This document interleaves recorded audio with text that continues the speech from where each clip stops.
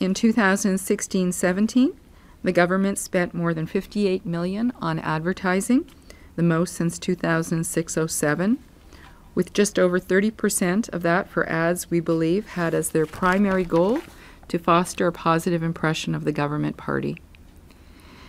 Now, I mentioned earlier that government needs good information to make good decisions. All Ontarians also need good financial information on government finances to help them assess the government's performance. Financial numbers tell a story.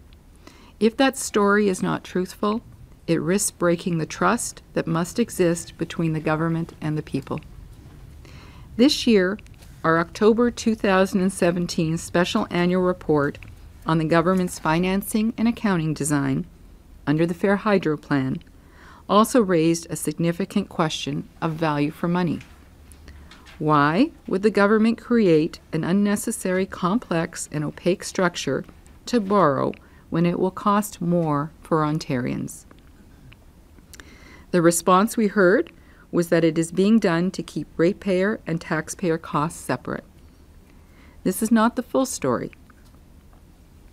These costs can be kept separate without incurring the extra borrowing expenses that the Financial Accountability Officer estimated at about $4 billion. The government has challenged this figure, but to my knowledge, it has offered no new public estimate to update the $4 billion figure. We are aware that the government did it this way because of its desire to ensure this policy decision isn't reflected in the annual deficit and net debt.